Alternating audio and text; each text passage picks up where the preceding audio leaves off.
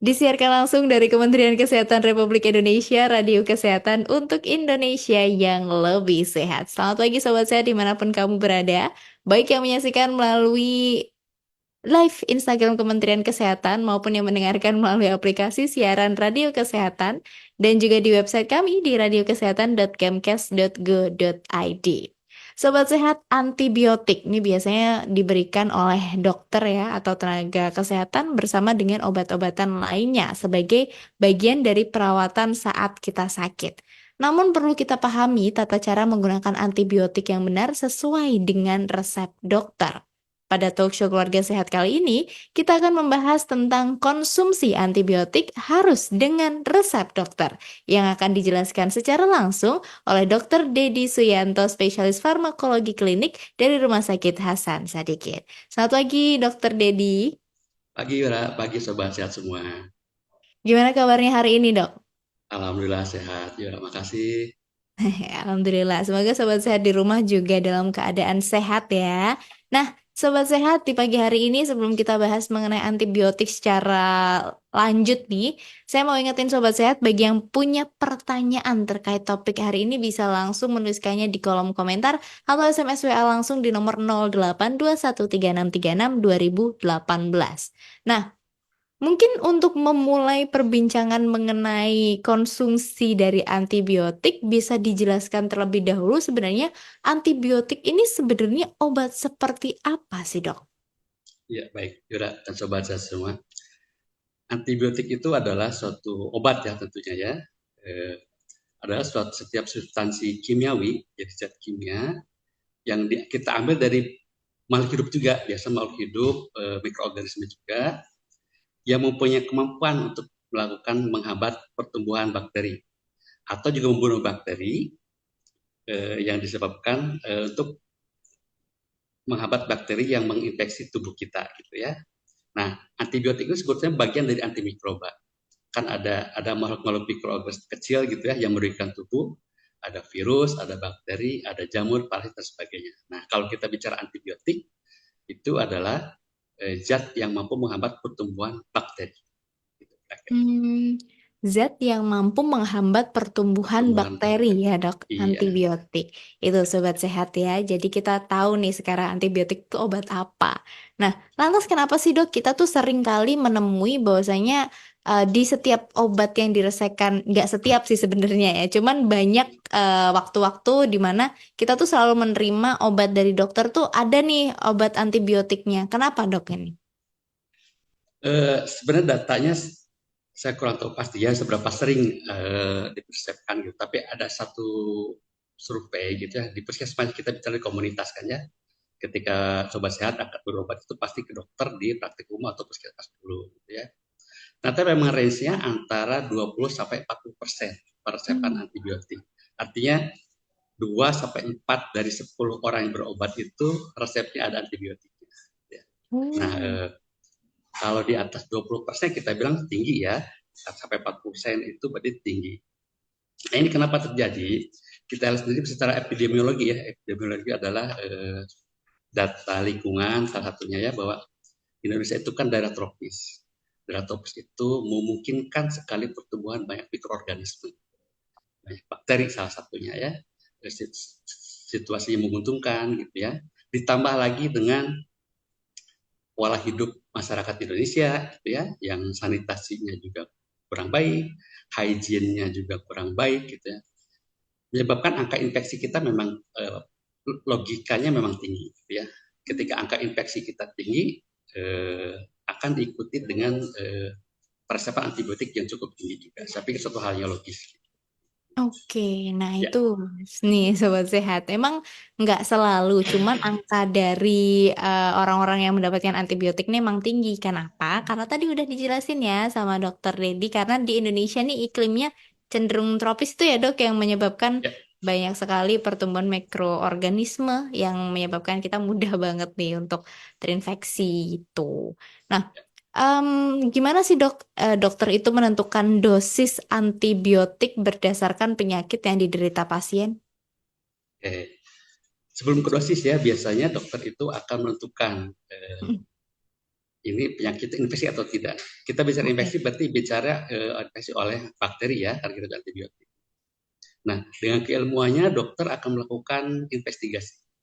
Pemeriksaan lengkap ya, mulai dari wawancara, pemeriksaan fisik, sampai pemeriksaan penunjang jika diperlukan. Tapi secara umum, dengan melakukan wawancara dan melakukan pemeriksaan fisik, dokter sudah bisa memutuskan ini suatu infeksi atau tidak, gitu ya. Nah, ada banyak sekali ya yang digali data gitu ya, untuk membedakan ini infeksi virus atau bakteri gitu ya, tergantung penyakit yang diderita pasien. Misal kalau misalkan di infeksi pernapasan, eh, onsetnya berapa lama, tipe demamnya seperti apa kalau ada demam, kalau misalkan ada batuk pilek, sekret yang dihasilkan seperti apa gitu ya. Lalu ditambah lagi nanti dilihat pemeriksaan fisiknya gitu ya. Eh, Baik menggunakan pengembangan secara langsung atau tidak langsung menggunakan alat gitu kan ya. Nah, di sana dokter akan bisa membedakan mana yang disebabkan oleh virus, mana disebabkan oleh bakteri yang memerlukan antibiotik. Oke. Nah, setelah memutuskan bahwa ini memang infeksi oleh bakteri, maka dokter akan meresepkan antibiotik sesuai dengan dugaan kuman. Dugaan kuman yang menginfeksinya kuman apa. Gitu ya. Tapi kalau misalkan ini disebabkan oleh virus, maka dokter tidak perlu meresepkan antibiotik. Kita tahu virus itu akan sembuh dengan istirahat, makanan yang cukup, multivitamin, dan air minum yang banyak. Oke, itu ya sobat sehat ya. Jadi cara untuk menentukan diagnosis dan juga dosisnya dari antibiotik ini gimana tadi udah disebutkan tuh cara-caranya ya. Berarti nanti akan ada pemeriksaan lebih lanjut juga nggak sih dok untuk apa sih namanya menentukan antibiotik mana sih yang tepat untuk orang ini gitu. Nah, betul. Jadi pengobatan antibiotik itu ada dua ya. Dua itu artinya pengobatan empirik. Empirik itu sudah ada infeksi, tapi kita belum mengetahui kumannya apa. Oke. Ada ya. Kemudian kedua adalah pengobatan definitif. Mhm. Definitif itu pengobatan kita sudah mengetahui kumannya apa. Mana yang paling bagus? Yang paling bagus tentunya yang kedua, ketika kuman Mhm. sudah diketahui. Hanya saja untuk mendapatkan apa kuman ini kita ketahui, bisa mengetahuinya, ada penunjang yang butuh waktu. Butuh Oh. waktu, kemudian butuh biaya, butuh sarana gitu ya. Paling cepat mungkin 3 sampai 5 hari baru bisa kita ketahui kumannya apa. Karena kuman kan ditumbuhkan dulu. Nah, Mhm. setelah kuman ditumbuhkan, kita uji dengan obat-obat yang ada. Obat mana yang masih sensitif itu yang kita berikan.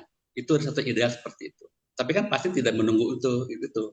Jika keadaan umumnya masih bagus ya, artinya maka dokter diberikan pengalaman, diberikan pengetahuan untuk menentukan, menduga-duga kuman apa yang menyebabkan penyakit diderita oleh pasien. Berdasarkan kasus sebelumnya, berdasarkan penelitian, berdasarkan studi, gitu. Dokter sudah bisa menentukan 80-90% sudah bisa menduga kuman tersebut. Maka itu namanya pengobatan empirik. Dan Oke. sebagian besar di puskesmas atau di layanan pertama itu pengobatan empirik. Paham. Itu ya, sobat sehat. Kita jadi tambah ilmu nih pagi hari ini. Betul, untuk diagnosis pastinya memang penyebabnya harus diketahui penyebabnya. Tapi kan itu butuh effort Waktu yang yang. lain. Ya, Mm-mm. betul. Oke.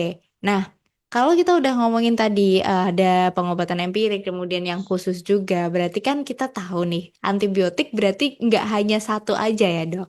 Dan Iya, saya juga sering banget mendengar ketika di klinik itu pasien tuh yang gatel, kemudian yang demam itu mendapatkan antibiotik yang berbeda nih. Mungkin bisa apa ya disampaikan ke kita ada apa aja sih jenis-jenis antibiotik yang perlu kita tahu gitu. baik. Pertama dari mekanisme kerja utamanya ya. Jadi antibiotik itu ada yang bersifat menghambat, ada juga membunuh. Ya, gitu ya. Oke. Betul. Ada yang menghambat. Tapi dengan menghambat itu sudah cukup gitu ya. Untuk kita yang daya tahan tubuhnya bagus, artinya tidak punya kelainan daya tahan tubuh ya, seperti kasus HIV, AIDS, cancer, pasien yang mendapat kemoterapi itu kan daya tahan tubuhnya memang secara faktual menurun ya. Jadi memang eh, maka dibutuhkan antibiotik yang membunuh. Tapi kalau kita yang sehat-sehat nih cukup bakteri yang menghambat Hmm. pertumbuhan. Misal ketika masuk ada 1.000 kuman, cukup dihambat supaya tidak menjadi 2.000 kuman gitu ya. Itu sudah bagus karena sisanya akan dimatikan oleh sel tubuh kita, oleh sel pertahanan kita. Tapi ada juga bakteri yang memang membunuh. Jadi dia tidak hanya menghambat, benar-benar mengeradikasi sampai habis bakterinya, itu yang membunuh. Kemudian dari bagaimana antibiotik menghambat kuman atau membunuh kuman, nah itu ada beberapa macam. Gitu ya. Intinya antibiotik yang kita berikan adalah merusak atau menghancurkan komponen-komponen penting pada sel bakteri. Bakteri Hmm. itu kita tahu ada punya dinding sel, ya, dia punya DNA, punya organela namanya. Jadi supporting system di bakteri itu kita rusak. Ya. Contoh misalkan kita tahu penisilin ya, penisilin itu dia merusak dinding sel. Ketika dia bakteri kan membelah ya, Ya. membelah menjadi 2, 4, 8, dan seterusnya. Nah ketika membelah itu, dindingnya itu kita rusak. Masuk antibiotik, dia berikatan dengan reseptor di dindingnya, kerja itu maka dinding tidak terbentuk. Jadi ketika dia membelah, tidak bisa utuh lagi ketika hidup selanjutnya, dia mati. Ada juga yang menghambat pembentukan protein. Protein itu kan untuk semua makhluk hidup perlu ya, termasuk bakteri juga. Jika protein dihambat, maka tidak terbentuk protein esensial dalam hidupnya. Atau zat-zat metabolik lain yang butuh untuk kehidupan bakteri, kita hambat. Kira-kira seperti itu. Oke, itu sobat sehat ya jenis-jenis dari antibiotik. Tapi kalau antibiotik yang biasanya kita konsumsi nih dok, meskipun udah tulisannya tuh atas resep dokter gitu, tapi kan Ya, biasanya orang-orang tuh sering beli ya kayak ya. golongan-golongan amoxilin, ampicillin gitu-gitu. Nah itu termasuk golongan yang mana nih dok? Sebetulnya antibiotik itu apapun jenisnya harus dengar resep dokter ya. Mm, Kalau golongan itu ada obat keras terbatas, obat bebas mm, gitu ya. Nah, ketika mulai obat keras, itu antibiotik masuk obat keras itu harus dengan resep dokter. Gitu. Karena apa? Ada potensi, ada dua yang kita lakukan. Pertama misuse. mm, Misuse kalau tanpa resep ya. Misuse itu mengkonsumsi antibiotik padahal tidak perlu. Misal katakanlah dia batuk pilek biasa atau gak enak badan gitu ya, batuk pilek biasa, dia beli amoxicillin gitu. Padahal itu kan sebagian besar virus, tidak perlu gitu ya. Nah itu namanya misuse. Apa yang kita takut dari misuse? Di tubuh kita itu ya, di pencernaan, di pernapasan, itu ada mikroorganisme yang bermanfaat buat kita. Pernah dengar ya, ada flora mm. normal. Nah flora normal. Hidup kita itu bersimbiosis. Mereka berinteraksi dengan tubuh kita, menjaga suatu sistem, menjaga kita tetap sehat gitu ya. Karena ada juga bakteri jahat, bakteri baik, pernah dengar ya. Pernah. Nah, ketika kita masuk amoxicillin padahal tidak ada indikasi gitu ya, itu berpotensi merusak flora normal yang kita punya. Tuh. Hmm. Nah, kenapa kita saat ini sehat, tidak sakit, pada ada flora, pada ada bakteri di dalam kita, itu karena mereka berada pada kesetimbangan. Ya, bakteri jahat masih bisa ditahan oleh bakteri baik. Antibiotik itu masalah dia tidak membedakan mana bakteri jahat, mana bakteri baik. Benar. Hmm. Ketika kita minum antibiotik, bakteri jahat kena, bakteri baik juga bisa kena. Kena. Mm, Ketika kita tidak sakit, tidak ada infeksi, bakteri baik ini bisa kena kan? mm, Nah gitu. Jika bakteri baik bisa kena, berarti bakteri baik berkurang, bakteri jahat bisa bertambah gitu. Daya tahan tubuh kita nanti turun, bisa jadi infeksi. mm. Nah, Yang kedua adalah potensi underuse. oke. Underuse itu kan gini, bakteri untuk bisa bekerja itu kan butuh kadar tertentu Mm, dalam jangka waktu tertentu, gitu ya, supaya terjaga kadar. Nah, ketika kita beli sendiri tanpa semaunya gitu ya, pasien minum sendiri sudah enakan, padahal kadarnya sebelum tercapai. Mungkin memang awal pertama bakterinya turun jumlahnya gitu ya, tapi belum cukup untuk menekan serendah mungkin.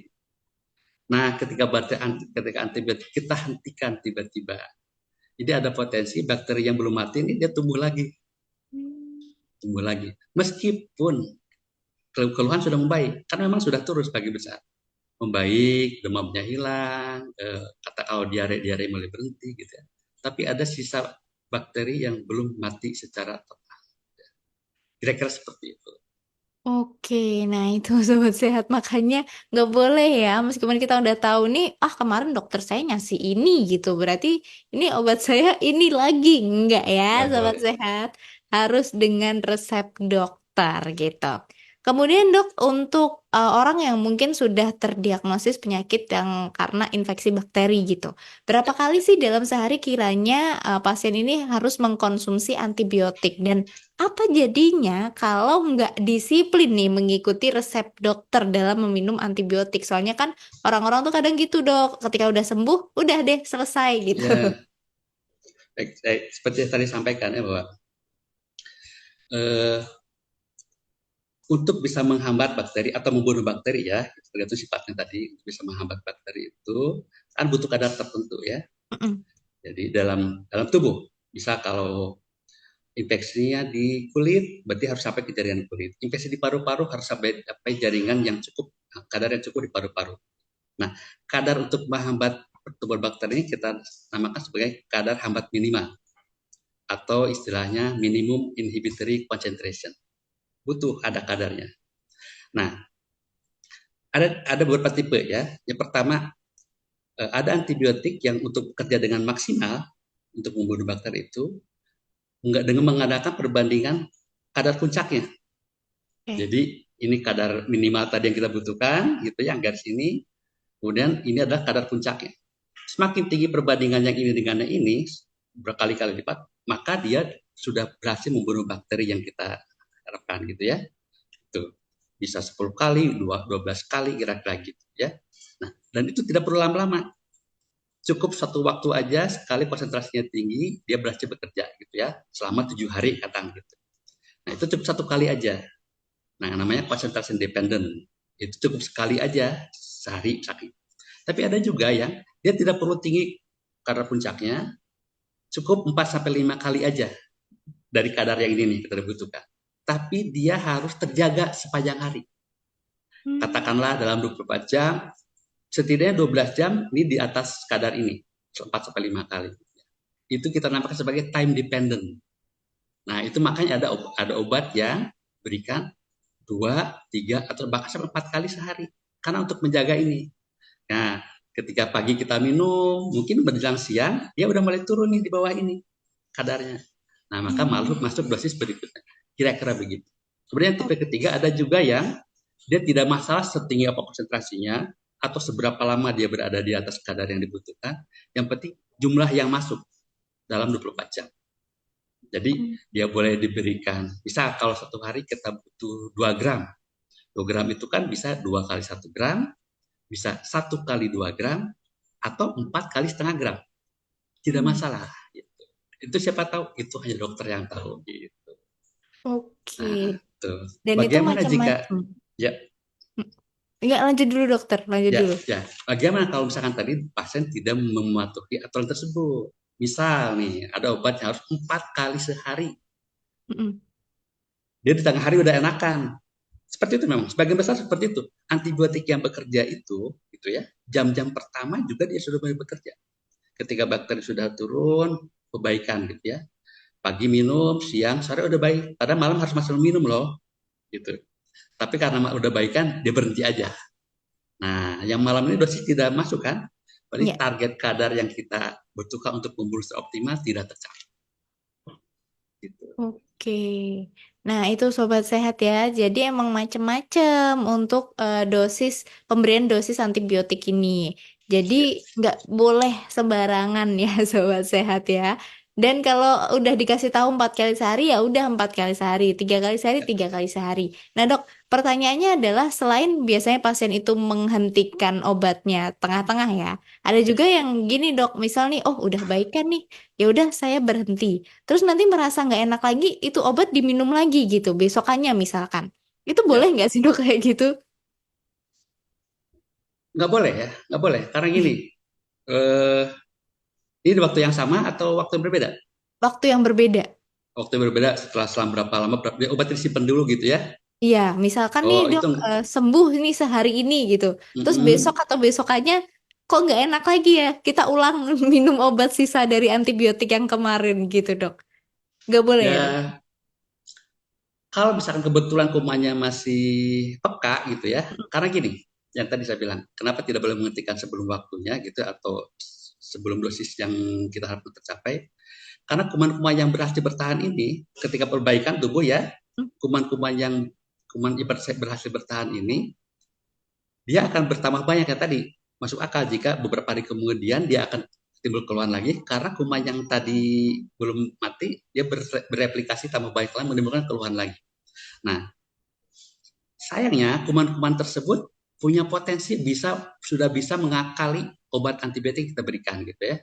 Jadi namanya mutasi. Jadi kuman itu secara alami tanpa antibiotik pun dia akan mempertahankan hidup dengan berbagai cara. Kita kenal salah satunya mutasi. Mutasi itu berubah sifatnya dari yang asalnya peka, sensitif, jadi resisten. Nah, pada kasus seperti ini bisa terjadi ya. Dia berhasil lolos dari antibiotik karena antibiotik keburu diberhentikan. Dia mulai mengambil strategi untuk bermutasi. Obat yang awal kita berikan masih berkhasiat, ketika tumbuh lagi banyak dan menimbulkan keluhan, bisa berpotensi sudah tidak lagi mempan. Maka tidak disarankan ya tanpa melanjutkan obat yang sisa yang kemarin untuk berikutnya tidak disarankan tanpa pertimbangan dari dokter. Itu ya, sobat sehat ya. Jadi udahlah, nggak usah dihentikan sebelum Nggak waktunya. usah Kalau disuruh dihentikan ya. habisin, ya udah Ya, habisin gitu. ya, Pastinya ya. akan lebih besar manfaatnya kok daripada nggak manfaatnya. Kan biasanya orang-orang tuh juga suka takut dok apabila merasa, wah nanti kalau saya minum obat ini sampai habis, saya nih dosisnya di dalam tubuh saya banyak, nanti pengaruhnya efek sampingnya gini-gini gitu kan. Banyak dok yang kayak gitu. Ya, Nah, ya, ya, menanggapi hal tersebut nih, Dok, gimana, Dok? ya. Itu pandang keliru ya. Jadi gini, obat-obat yang sudah berada di rumah sakit di kita gitu ya, apalagi dalam pengawasan dokter, resep para dokter, sobat sehat semua, Yura juga tidak usah khawatir. Sudah terbukti efektivitas dan keamanannya jika dipakai dalam dosis yang ditetapkan ya. Misal diberikan dosis 5 sampai 7 hari, kan ada rentangnya tuh ya, Ya. 5 sampai 7 hari. Jika kita ikuti 5 hari 7 hari ya itu aman. Aman gitu ya. Tapi kalau misalkan disarankan harusnya 3 kali 1 minumnya langsung 2 tablet. 3 kali 2. Nah, itu berarti kan di luar dosis yang disarankan itu berpotensi. Gitu. Selama mengikuti aturan main ditetapkan dokter, ditetapkan oleh produsen obat, insya Allah efektif dan aman. Tidak sekuat. Tuh, tidak usah khawatir, Sobat Sehat.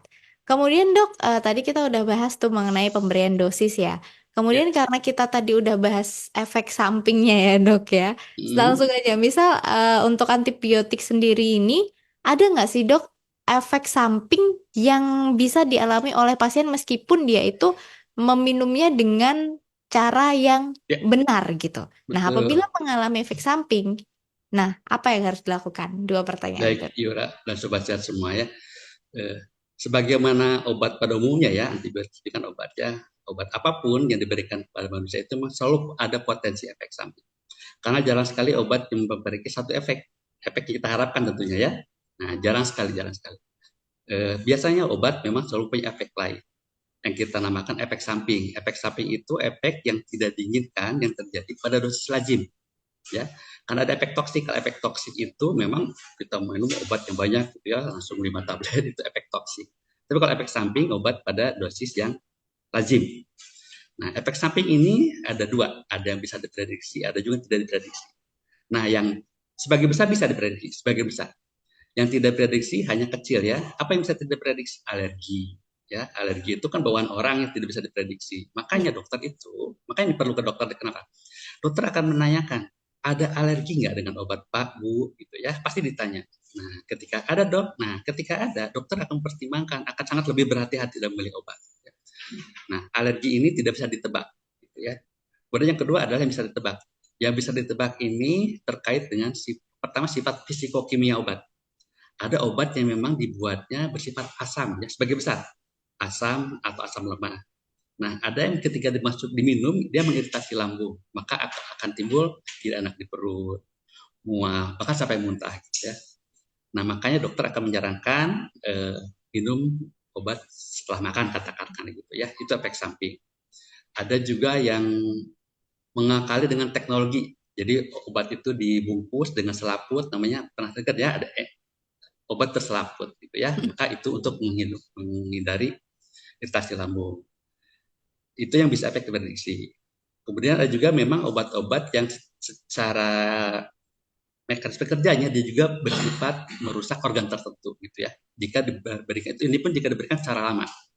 Ada obat yang merusak ginjal, bisa merusak liver, dua organ utama yang sering rusak oleh obat itu. Tapi itu pun dalam pemberian jangka panjang tanpa pengawasan dokter gitu ya. Tapi selama mengikuti dokter dan ada memang indikasi yang kuat, tidak usah khawatir. Lalu bagaimana jika terjadi efek samping? Efek samping itu dibagi di 3 kategori. Yang ringan, sedang, berat. Nah, jika ringan, biasanya dokter tidak hanya bersaran jika eh, tidak usah ringan itu biasanya tidak mengganggu aktivitas pasien secara bermakna gitu ya. Yang paling sering misalnya ngantuk ya, misalkan kalau obat lain gitu, tapi antibiotik biasanya itu tidak enak di perut, mual ya gitu. Tapi kalau misalkan mualnya sampai mengganggu sekali, tidak bisa masuk makanan, muntah-muntah, hentikan lapor ke dokter ya. Nah, kalau efek samping seperti itu ada obat yang juga bikin pegal-pegal, ada yang bikin nggak enak, namanya neuropati gitu ya, ada obat yang bikin pegal-pegal. Kalau pegal-pegalnya bisa diatasi dengan minum multivitamin atau nyeri bisa dengan minum paracetamol tanpa menghentikan aktivitas sendiri boleh ya. Tapi ketika sudah kriteria sedang, berat atau berat itu harus dihentikan dan harus kembali ke dokter yang memberikan. Itu sobat Ya, sehat ya, yang perlu dilakukan apabila terjadi efek samping dan apa aja sih efek samping yang bisa dialami apabila mengkonsumsi antibiotik. Tapi efek samping itu harapannya sih nggak akan dirasakan ya apabila betul. dikonsumsi dengan dosis yang tepat gitu. Udah Ya, sesuai dengan apa yang dokter sampaikan lah gitu sobat sehatnya. Nah, kemudian dok tadi kan kita juga sempat membahas beberapa kesalahan yang biasanya dialami oleh yang apa ya? Dia dialami sih dialami oleh pasien ketika mengkonsumsi ya. antibiotik. Di antaranya tadi ada yang apa suka menghentikan obat di tengah jalan, kemudian ada yang konsumsi antibiotik sendiri. Ada lagi nggak sih dok kesalahan konsumsi obat antibiotik nih di kalangan masyarakat kita sekarang dok yang perlu kita tahu dan harus kita hentikan gitu. Pertama sekali ya tuh yang sesuai dengan tema ini ya, yang paling sering dilakukan oleh sobat sehat semua itu masyarakat membeli antibiotik tanpa resep. Ya, memang kita juga masyarakat juga ada namanya swadiagnosis ya orang itu ya. Tapi untuk diagnosis yang tentu yang boleh katakanlah kayak kita sakit kepala, gatal-gatal, meriang, demam, itu kan boleh mendiagnosis sendiri. Oh saya ini masuk angin, saya pegal-pegal, beli obat sendiri itu boleh. Tapi ketika kita mencurigai ada demam tinggi gitu ya, sesak nafas, batuk dengan dahak yang banyak, Pak ini kayaknya boleh beli amoxicillin aja gitu ya. Nah, beli aja tata resepnya itu tidak boleh, tidak boleh. Ya, yang pertama belum tentu infeksi, kalaupun infeksi betul nggak obatnya itu? Gitu. Ada potensi tidak berhasiat ya. Kemudian jika kita minum obat yang tidak perlu, efek samping bisa terjadi. Ya kan nggak perlu sebetulnya karena harusnya nggak minum obat. Gitu. Mm-mm. Yang kedua, gitu ya. Yang tadi menghentikan obat terlalu cepat. Menghentikan obat terlalu cepat karena merasa baikan atau karena efek samping kadang sering kali ya. Jadi pasien itu karena efek samping mual muntah tidak diteruskan. Itu boleh berhenti tapi harus konsultasi ke dokter lagi untuk diganti katanya. Tapi kalau menghentikan karena sudah enakan, ada potensi tadi kuman tidak terbunuh semua, bangkit lagi dengan sudah resisten. Kemudian menganggap antibiotik sama untuk semua kuman. Nah ini ya tadi hari ini saya diare gitu ya, minum obat enakan. Kemudian berikutnya nanti saya ada muntah-muntah gitu ya, ada demam, minum lagi obat yang sama. Itu keliru, tidak boleh seperti itu ya. Berikutnya eh, memberikan antibiotik kita ke orang lain, gitu ya. Dulu saya juga diare dikasih ini sama dokternya. Dulu saya Iya juga bantu sering. berkasih ini obatnya, minum aja ini. Nggak boleh ya, nggak boleh. Karena diagnosis, penampakan bisa sama, tapi diagnosis bisa berbeda. Diagnosis beda, penyebab bisa berbeda. Berikutnya adalah mengkonsumsi antibiotik untuk mencegah infeksi. Suka ada ya orang gitu. Aduh, Ada. saya mau pergian kemana nih di sana tuh suka diare kalau perjalanan katakan gitu ya. Ah saya minum aja antibiotik yang kemarin biar tidak diare. Tidak boleh ya, tidak boleh. Karena profilaksis atau pencegahan itu hanya untuk penyakit-penyakit tertentu. Tidak semua obat bisa selesai dengan mencegah dengan minum sendiri antibiotik. Itu aja kira-kira palingnya, Bu Yura. Oke, Kesalahan-kesalahan. yes. Dok, itu bener banget di masyarakat kita masih banyak yang kayak gitu gitu. Jadi Iya, tuh sobat sehat itu kesalahan-kesalahan minum antibiotik yang perlu kita catat nih ya bersama sehingga nantinya nggak menimbulkan kesalahan yang sama gitu loh. Kita udah tahu efek-efeknya apa, tadi udah disebutkan diantaranya yang tadi ya apa bisa resisten juga ya dokter ya. betul. Nah, kalau resisten ini mungkin bisa dijelaskan lebih lanjut kali ya, Dok. Iya, Dampaknya apa, kemudian kenapa kok bisa resisten, kayak gitu. Biar masyarakat kita tambah paham nih mengenai resistensi antibiotik. baik.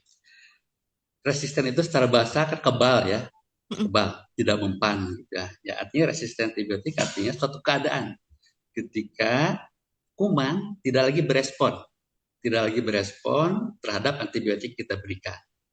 Jika kita berikan amoksisilin, maka dalam sekian jam maka kumannya akan terhambat sekian banyak gitu ya. Nah, ketika resisten itu dia sama sekali tidak berefek. Masuk sesuai dosis yang masuk gitu ya, yang kita tentukan, tapi kuman tetap ada, malah bertambah banyak. Itu namanya resisten. Ya. Seperti itu yang resisten. Oke. Kalau dampaknya sendiri untuk dampak jangka panjang mungkin ya, Dokter ya. Apabila terjadi Oke, resistensi ini apa? dampak jangka pendek ya. Kalau jangka pendek sendiri, sebenarnya jangka panjang, jangka pendek tentunya jika antibiotik sudah tidak mempan, maka kuman tidak mati kok. Tambah itu. Arti pasiennya tidak sembuh. Pasiennya akan tetap demam, pasiennya akan batuk pilek, tetap sesak gitu ya. Selain tidak akan sembuh, dia jadi sumber penularan. Oh. Iya dong, pasien infeksi itu kan salah satunya harus disembuhkan supaya dia sembuh juga tidak menularkan orang lain. Ketika ada Mm-mm. pasien infeksi tidak sembuh, dia tambah berat penyakitnya dan dia sumber penularan orang lain. Kalau misalkan dia pernapasan, dia batuk tetap banyak, membuang dahak sembarangan, kumannya masih ada, kehirup sama orang lain, jadi sumber penularan. Kalau orang diare nggak sembuh, katakanlah sanitasinya jelek gitu ya, nanti kumannya mengkontaminasi makanan minuman orang lain, jadi sumber penularan. Itu yang pertama. Yang kedua, tentunya akan tambah berat penyakitnya ya, tambah berat penyakitnya, tambah berat karena obatnya susah untuk mengurus antibiotik, tambah berat penyakit, bisa jadi komplikasi. Komplikasi yang paling parah apa? Bisa meninggal, gitu ya. Tuh. Kemudian berikutnya, tentu kalau jika dia dirawat, harusnya dirawat 5 hari sembuh keluar. Karena kumannya tidak mati, jadi seminggu, bahkan 2 minggu dengan itu. Jadi penambahan lama rawat. Ya. Berikutnya tentu biaya ya. Kita tahu semakin lama dirawat, biaya semakin banyak. Banyak. Ya, betul. Itu barangkali. Oke. Kemudian berarti apabila pasien ini udah resisten, dia nantinya misalkan suatu saat nih dia sakit sama gitu dok, batuk gitu misalkan ya.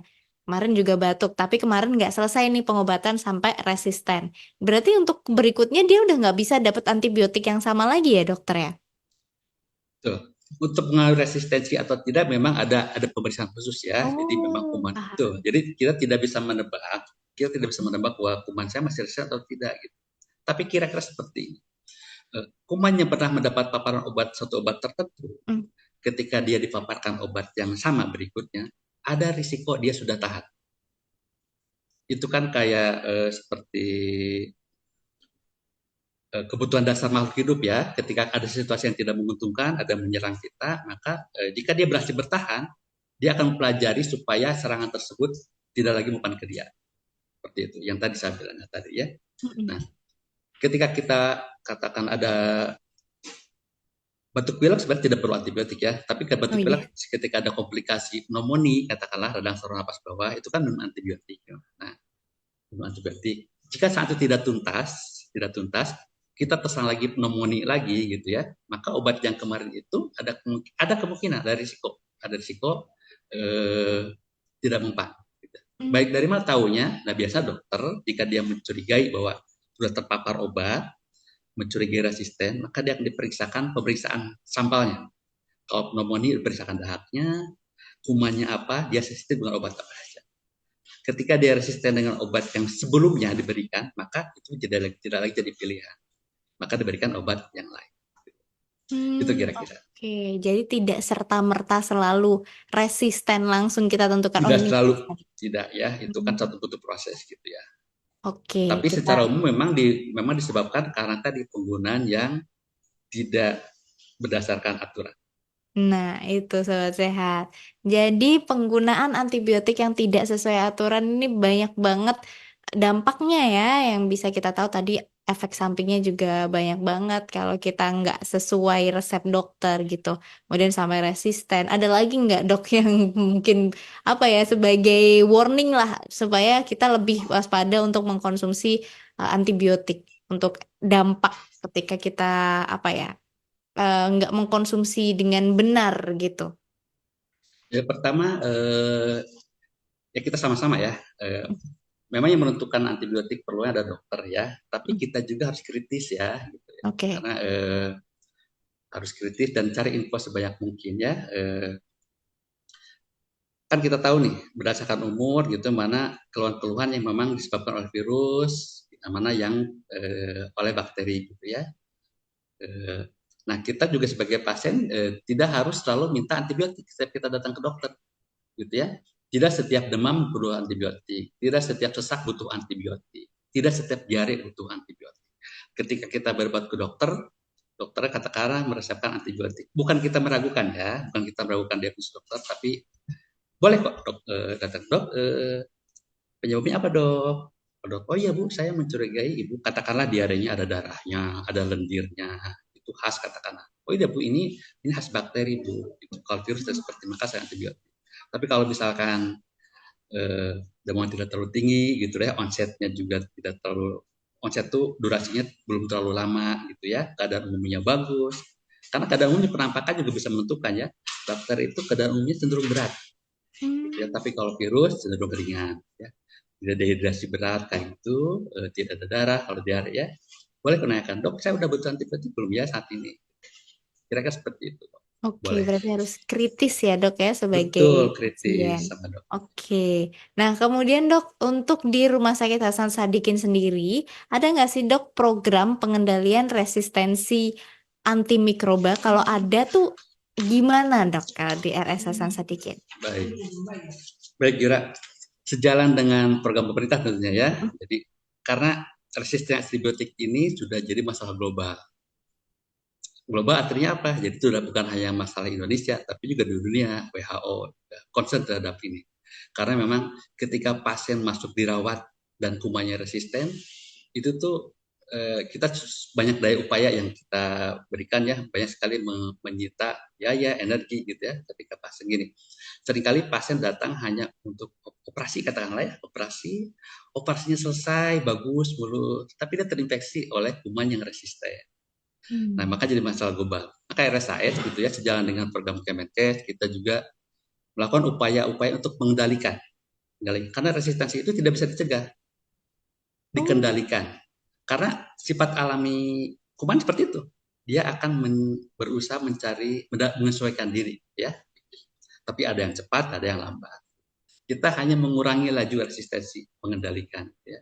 Pertama tentu dari kebijakan ya, dari Rumah Sakit RSAS, dengan membentuk pedoman. Kita butuh pedoman pemberian antibiotik. Supaya apa? Supaya dokter-dokter di sini patuh dengan panduan yang kita tetapkan. Ya, ketika ada pengajuan antibiotik yang di luar panduan yang kita sepakati, biasanya kita pertanyakan atau kita diskusikan lah ya. Karena dokter juga punya kewenangan, tapi dengan punya panduan yang kita sepakati, kita akan lebih mudah melakukan konfirmasi, melakukan kesepakatan. Gitu. Yang pertama, panduan kita buat. Yang kedua, badannya atau komitenya ya, kita punya komite pengendalian resistensi antibiotika ya. Ini multidisiplin. Dokter ahli penyakit dalam, ahli infeksi, ahli anak, neurologi, intensivis, ada farmakologi klinik, ada mikrobiologi klinik, ada tadi farmasis, tim PPI, itu semua bekerja sama ya timnya. Kemudian yang kedua sistem. Nah, sistem pengajuan antibiotik kita sudah punya inovasi, Yura dan sobat sehat semua ya. Jadi dulu memang manual ya, jadi kita memakan form sama ini rumah sakit juga sama, ada form khusus gitu ya mengisi gitu ya. Meskipun itu masih punya juga celah gitu ya, celah lolos antibiotik yang tidak perlu. Nah, sekarang kita punya namanya e-form. Ada aplikasi namanya Simantap. Hmm. Simantap ini sistem pemantauan antibiotik terapi dan profilaksis. Jadi dokter yang mengajukan antibiotik harus memakai form itu, aplikasi. Harus melengkapi data-data, ya. Nah, ajukan gitu.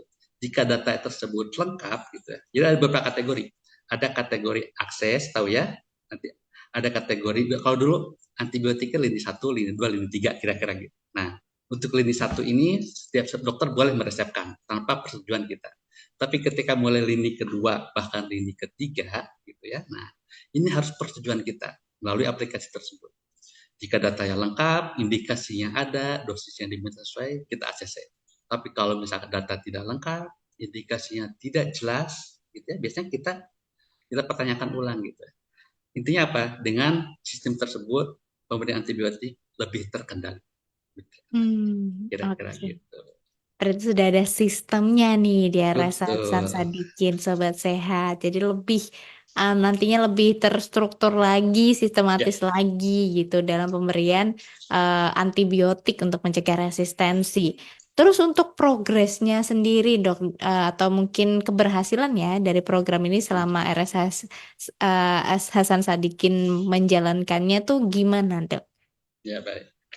Eh, ada beberapa indikator ya harusnya yang bisa kita nilai ya. Harusnya memang indikator yang bagus itu adalah penurunan angka infeksi harusnya ya. Tapi kita belum mendata itu karena bertahap ya. Tapi yang kita pertama target kita adalah penurunan konsumsi antibiotik tentunya ya. Jadi Oke. kita tahu sebelum program ini diterapkan gitu ya, 5 sampai 6 tahun yang lalu gitu sebelum program diterapkan, konsumsi antibiotik itu cukup tinggi memang ya. Jadi eh, bisa dibilang kan antibiotik itu ada bukan aturan, ada kesepakatan katakanlah tidak boleh melebihi dari 20% belanja antibiotik kita. RSIS itu bisa sampai 30-40% belanja hanya untuk belanja antibiotik. Di antara obat-obat lain kan cukup besar gitu ya. Nah, saat sistem ini berlaku gitu ya, kita sudah menekan belanja antibiotik sekitar 20% dalam kemarin laporan bulan kemarin itu dari awal tahun 3 bulan pertama itu 20% penekanan belanja antibiotik gitu ya. Ada juga antibiotik tertentu yang memang penggunanya tinggi gitu ya seperti ceftriaxone, meropenem itu juga menurun. Dengan sistemnya sekarang terjadi penurunan penggunaan antibiotik tersebut. Kira-kira Keren gitu. banget. Berarti udah terlihat nih keberhasilan program Alhamdulillah. tersebut, Sobat Ya, Sehat. Tapi setiap program kan pasti ada tantangan ya, Dok ya. Apa ya, aja ya, ya. nih yang jadi tantangan RS Hasan Sadikin dalam Eh, melakukan program pengendalian tersebut? baik. Pertama dari kasus sendiri ya, kita tahu RSAS itu kan rumah sakit rujukan tingkat 3, artinya Mm-mm. rujukan dari semua rujukan gitu ya, setidaknya di Jawa Barat. Artinya pasien-pasien infeksi yang dirujuk ke RSAS tentunya dengan kasus yang berat, gitu, infeksi berat, dan kuman penyebabnya pun tentu sudah mendapatkan obat yang sebelumnya di rumah sakit sebelumnya. Artinya Hmm, kemungkinan resisten itu cukup tinggi, gitu ya. oke. Karena pasien kadang dirawat di rumah sakit daerah, mendapat antibiotik juga pasti, gitu ya, dari juga kita. Jadi pertama, kuman penyebabnya MDRO ya, multi drug resistant organism itu DRSAS, pastinya tinggi. Artinya butuh sekali kehati-hatian ketika memutuskan memberikan antibiotik pada pasien kita, ya, dari kasus. Gitu ya. Jadi yang kedua adalah ya tadi ketika kita butuh antibiotik yang lebih poten karena resisten, itu kan butuh biaya mahal ya, butuh biaya mahal. Nah sementara kadang keterbatasan dari kalau pasien BPJS katakanlah ya, keterbatasannya juga kadang jadi masalah gitu ya. Kita butuh antibiotik naik tingkat tapi anggaran terbatas gitu ya. Itu dari segi kasus. Kemudian berikutnya dari segi sistem ya, dari segi sistem kadang masih ada beberapa dokter ya, tidak banyak. Sebagian besar mereka mendukung kok, kita setuju sepakat dengan sistem ini. Tapi ada beberapa yang mungkin eh, dianggap sistem kita menghambat. Ada beberapa yang karena gini, sebelum sistem ini kan dokter bebas aja meresepkan antibiotik aja tanpa ada intervensi dari siapapun, tanpa menunggu persetujuan siapapun. Tapi ketika sistem berlaku, ada dokter mendengar resep tersebut harus disetujui oleh kita kan. Nah, ketika katakanlah kita pending atau kita tidak setuju gitu ya, maka itu dianggap sebagai hambatan. Ada juga seperti itu. Tapi itu wajar, hal yang wajar. kita lakukan pendekatan. Biasanya kalau ada sesuatu yang perbedaan gitu ya, kita tawarkan diskusi kok. Boleh kita sama-sama gitu ya, diskusi, sharing, sharing evidence, sharing pendapat gitu ya. Ada kok pada akhirnya mengikuti. Hmm. Kemudian masalah berikutnya di teknis biasanya sering ya, karena sistem itu memakai jaringan internet katakanlah ya. Nah kadang jaringan internet yang down, server yang down gitu ya, kadang pengajuan ini bisa terhambat atau respon kita jadi tertunda. Tapi kita juga punya planning menyiasati itu. Gitu ya. Jadi jangan sampai nanti karena sistem yang terganggu, pemberian antibiotik terganggu. Enggak, kita punya antisipasi. Hmm, oke.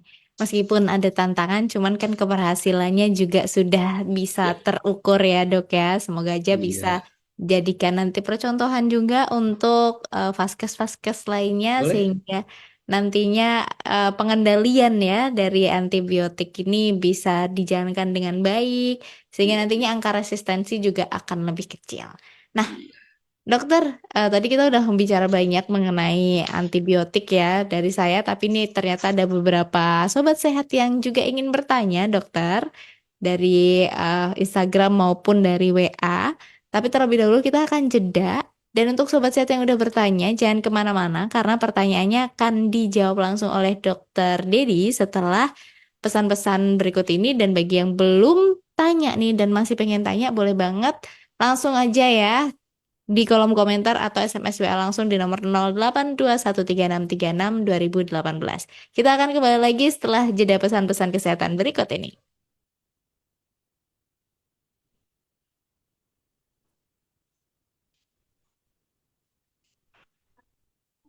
Oke, Dok. Ini di Zoom kita sudah pilih beberapa pertanyaan, tapi kita sesuaikan dengan waktunya lagi ya, Dok.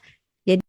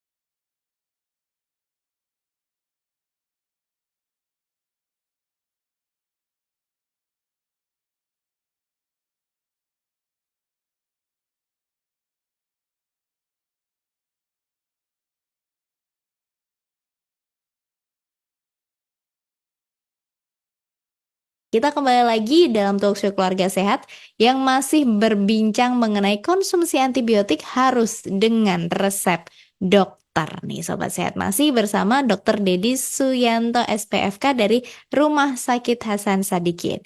Dokter, ini udah ada beberapa pertanyaan yang masuk. Saya akan langsung tanyakan ya dok. Yang pertama dari Kak Vera 30 tahun dari Kalimantan. Dok, semisal di klinik tidak ada dokter, tapi kita boleh nggak berikan antibiotik? Apa bisa ya kita yang perawat atau bidan memberikan? Silahkan, dok. Iya, ini ada beberapa aspek sih ya. Pertama aspek kewenangan sebetulnya ya. Diagnosis infeksi itu kan hanya boleh ditetapkan oleh dokter ya, Yura dan Sobat Sehat dan Bu Vera ya. Diagnosis infeksi hanya ditetapkan oleh dokter. Apakah perawat dan bidan boleh mereka diagnosis? Sejauh yang saya ketahui belum boleh ya, bukan belum boleh. Tidak ada kewenangan gitu ya, bidan atau perawat untuk mendiagnosis infeksi. Ya, jadi apakah boleh bidan diberikan gitu ya? Secara tegas saya bilang ini tidak boleh berarti boleh Bapak Ibu ya, tidak boleh bidan perawat berikan antibiotik. Lalu bagaimana karena tidak ada tenaga kesehatan lain? Nah ini seperti bahasa lain ya, tapi tetap kita harus menempatkan bahwa diagnosis infeksi hanya boleh ditegas oleh dokter. Berarti ya kan untuk masalah yang di luar itu berarti saya tidak bisa komentar ya. Bagaimana cara mendatangkan dokter ke tempat itu ya sebisa mungkin harus ada dokter di tempat itu. Jadi kalau di Oke. bidan sama perawat tidak boleh ya, tidak boleh memberikan antibiotik.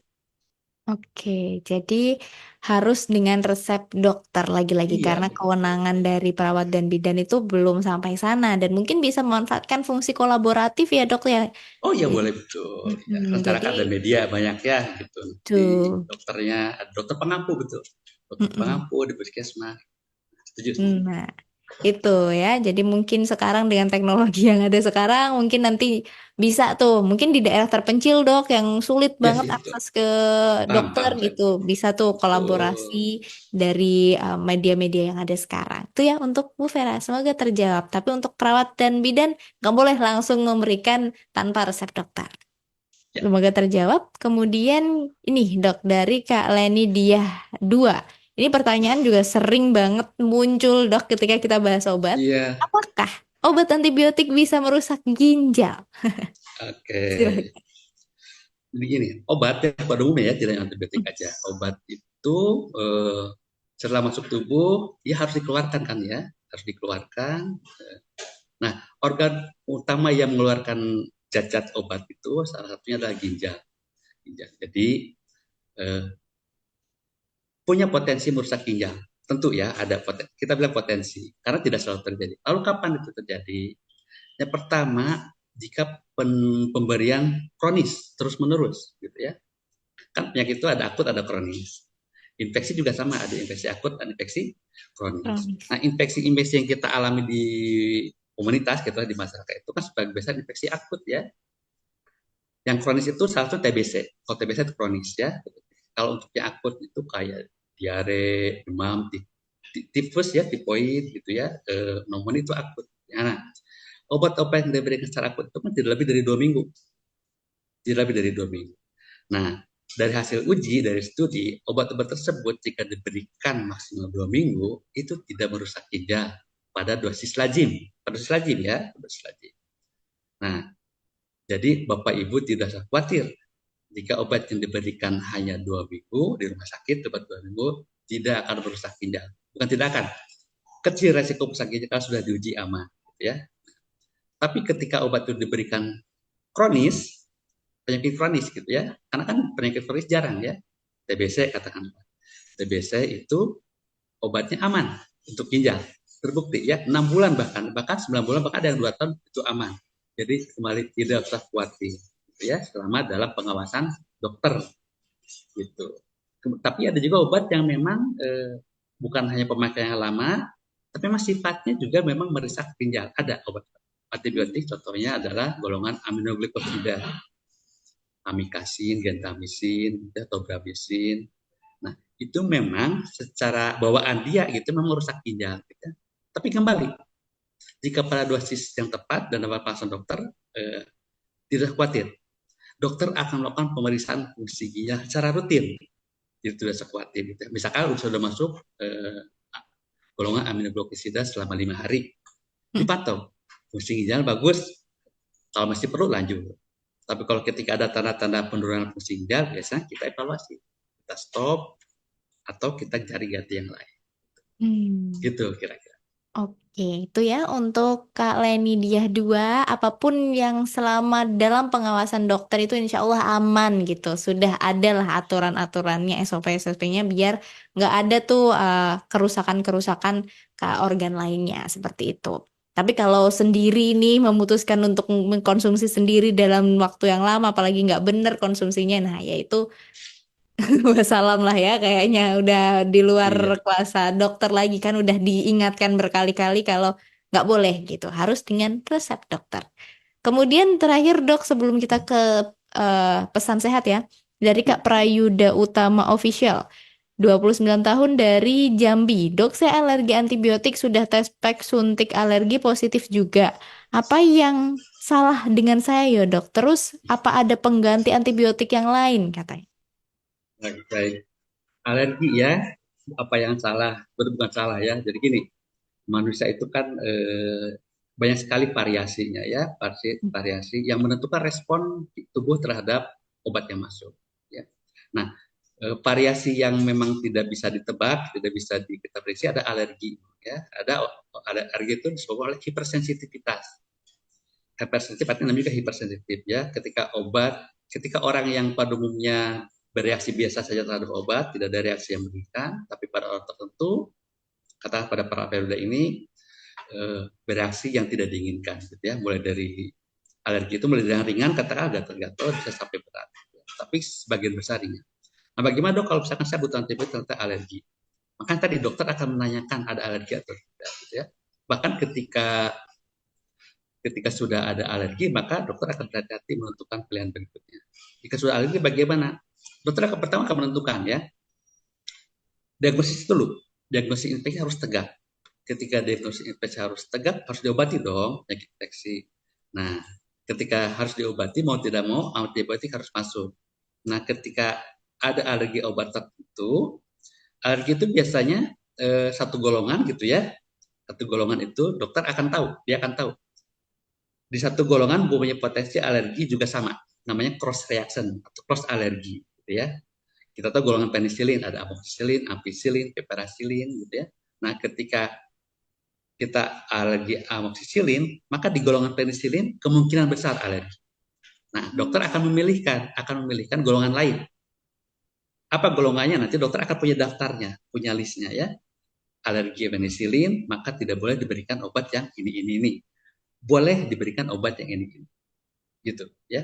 Jadi tidak usah khawatir gitu ya. Kalau memang butuh antibiotik, maka dokter akan memberikan antibiotik lain yang kemungkinan alerginya kecil.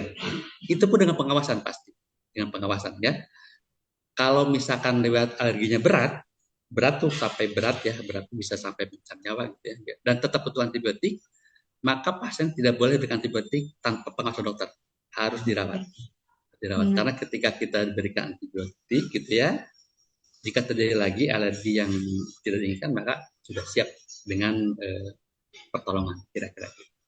Oke, itu ya untuk Kak Yuda. Semoga terjawab pertanyaannya. Dan dokter nggak terasa kita udah 1 jam ngobrol. Mungkin sebelum Ya, diakhiri, bisa diberikan pesan sehat singkat untuk sobat sehat di rumah. Silahkan. baik Yuri dan teman coba saya semua, bicara penyakit infeksi itu kan kita bicara tentang masuknya kuman ya. Betul. Bagaimana cara terbaik? Tentu sebelum ke obat, sebelum ke antibiotik, yang paling utama adalah justru mencegah supaya kita terinfeksi. Pilar utama pengendalian antibiotik, resistensi, ada pertama, supaya tidak terinfeksi. Bagaimana caranya? Dan tentunya kita tahu PHBS ya, perilaku hidup bersih dan sehat. Supaya tidak sakit infeksi, sakit apapun, ya pertama makan bergizi, istirahat yang cukup, kira-kira begitu ya. Kemudian cuci tangan, cuci tangan. Cuci tangan itu terbukti efektif mencegah infeksi gitu ya. Terus kita sepakat cuci tangan. Atau kalau kita masuk ke rumah sakit atau lagi kemana gitu ya, pakai masker. Boleh kok. Jadi kebiasaan pandemi yang bagus itu sebenarnya boleh kalau teruskan cuci tangan, pakai masker gitu ya. Itu. Kemudian vaksin dong ya. Ada vaksin-vaksin tertentu yang memang meskipun itu virus, tapi ada juga bakteri yang sudah bisa kita cegah dengan vaksin. Itu yang pertama ketika kita belum sakit kan ya. Nah, kalau ternyata kita akhirnya jatuh sakit, ya terinfeksi, ya itu tadi berobat ke dokter. Tidak boleh menentukan atau berdiagnosis dari infeksi lantas minum antibiotik. Tidak boleh. Jadi antibiotik harus dengan resep dokter. Ketika sudah diberi antibiotik, minum sesuai aturan ditetapkan oleh dokter. Gitu ya. Kemudian jangan menyimpan sisa obat untuk dikonsumsi berikutnya, gitu ya. Jangan. Kalau udah beri obat, habiskan. Kalau bersisa, buang. Gitu. Berikutnya, jangan memberikan antibiotik pada orang lain. Gitu. Oke, kira-kira gitu aja Jure dan Sobat Sehat semua. Oke, terima kasih Dokter Dedi untuk ilmu waktu dan informasinya hari ini. Sama-sama Jure. Oke, dan itu tadi Sobat Sehatnya perbincangan kita bahas antibiotik ya yang harus sesuai dengan resep dokter. Kenapa harus sesuai resep dokter udah terjawab sudah di talk show pagi hari ini. Lagi-lagi semoga bermanfaat. Maaf banget apabila ada pertanyaan-pertanyaan yang belum sempat ditanyakan. Karena waktu kita terbatas, mungkin yang deket dari RSS Sadikin bisa langsung ke Dokter Dedi untuk konsultasi ya. Boleh. Itu. Dan bagi yang ketinggalan nanti boleh lihat reka ulang apa live ulangnya ini ya di Instagram Kementerian Kesehatan. Mungkin itu saja dari saya Yura Aurelia dan Dokter Dedi pamit undur diri. Sampai jumpa dan salam sehat.